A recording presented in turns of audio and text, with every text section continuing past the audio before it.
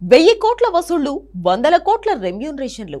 ఇది rebel star Prabhas, man of mass NTR and co వల్ల మారిన ఇండియన్ స్టార్ రేంజ్.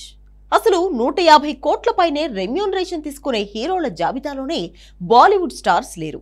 అలాంటిది సడన్ గా షారుఖ్ ఖాన్ 350 కోట్లు పారితోషికం తీసుకుంటున్నాడన్నారు. సల్మాన్ అండ్ కోకి 200 కోట్లు దక్కాయంటున్నారు. నిజానికి 550 కోట్ల పారితోషికంతో రెబల్ స్టార్ ప్రభాసే ఎప్పుడో హాలీవుడ్ స్టార్స్ లిస్ట్ లోకి చేరాడు. వరల్డ్ వైడ్ గా భారీ పారితోషికం తీసుకుంటున్న స్టార్స్ లిస్ట్ లో షాక్ ఇస్తున్నాడు. మ్యాన్ ఆఫ్ మాస్ ఎన్టీఆర్ కి కూడా ఇంచుమించు ఇలాంటి క్రెడిటే దక్కింది.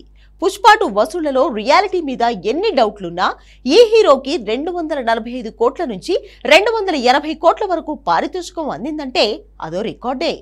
అంత సీన్ కూడా లేని ఖాన్లు, కపూర్లు డమ్మీ రెమ్యూనరేషన్లు చెప్పినా అతికినట్టు లేదా? వాటి మీద కూడా సెటైర్లు పేరుతున్నాయా?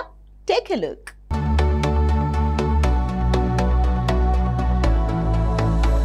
Rebel star Prabhas, man of masses NTR రెమ్యూనరేషన్లు హిందీ హీరోల్ని పరేషాన్ చేస్తున్నాయా? ఈ ఏడాదిలోనే 2 సార్లు పాన్ ఇండియా హీరోల పారితోషికాలు హాట్ టాపిక్ అయ్యాయి. ఇలాంటి టైంలో ఇప్పుడు 3వ లిస్ట్ వచ్చింది. కారణం, షారుఖ్ ఖాన్ 350 కోట్ల రెమ్యూనరేషన్తో ఇండియాలోనే నెంబర్ 1 అంటూ బాలీవుడ్ మీడియా కోడై కూయడం. నిజంగా కోడి కూసినంత తేలికేం కాదు. డైనోసార్లా మారి బాక్సాఫీస్ని షేక్ చేయడం. బాలీవుడ్లో 1000 కోట్లని 2 సార్లు రాబట్టిన హీరో షారుఖ్. అందులో ఎలాంటి డౌట్ లేదు. అందులోంచే తన వాటా షేర్, రెమ్యూనరేషన్ కలిపితే 350 కోట్లు, 350 కోట్ల చొప్పున 2 సినిమాలకు 700 కోట్లు వచ్చాయి అంటున్నారు. అసలు జవాన్, పఠాన్ వసూళ్లే నిజమా కాదా అనే డౌట్లు పెరిగాయి. బాలీవుడ్లో కార్పొరేట్ బుకింగ్స్ ఎక్కువ కాబట్టి పఠాన్ 500 కోట్లు రాబట్టుడే ఎక్కువ. జవాన్ 6 నుంచి 700 కోట్లు రాబట్టి ఉండొచ్చు అంటున్నారు. కాసేపు ఆ మొత్తం వసూళ్లు అంతొచ్చాయి అనుకుందాం. అయినా వాటి వల్ల షారుఖ్ వచ్చిన అమౌంట్, తన రెగ్యులర్ పారితోషికం కలిపితే 350 కోట్లే దాటాయి. అలాంటప్పుడు king Khan Shahrukh Khan India number 1 hero ఎలా అవుతాడు? ఎందుకంటే 350 కోట్లను వార్ 2కి మ్యాన్ ఆఫ్ మాసెస్ ఎన్టీఆర్ తీసుకుంటున్నాడు. ప్రశాంత్ నీల్ మూవీ డ్రాగన్కి అయితే 370 కోట్ల వరకు పారితోషికంగా తారక్ సొంతం అవుతుంది. ఇలా ఎలా చూసినా షారుఖ్ ఖాన్ ఇండియా నెంబర్ 1 అనే సిచ్యువేషన్ లేదు.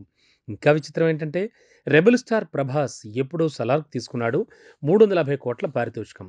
కల్కికైతే 390 కోట్ల వరకు తన వాటాగా సొంతం అయ్యాయి అన్నారు.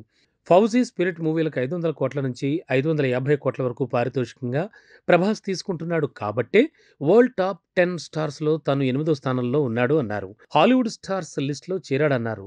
అలా చూసినా కూడా తన దరిదాపుల్లో షారుఖ్ ఖాన్ లేడు. కాబట్టి షారుఖ్ ఖాన్ ఇండియా నెంబర్ 1 కాదు, పారితోషికంలో కూడా నెంబర్ 1 కింగ్ అనడమే కాస్త కామెడీగా ఉందనే కామెంట్స్ పెరిగాయి. బాలీవుడ్ మీడియా తెలుగు వెలుగులు భరించలేక ఇలా సీన్లోకి షారుఖ్ను తీసుకొస్తోందన్న సెటైర్లు పేలుతున్నాయి.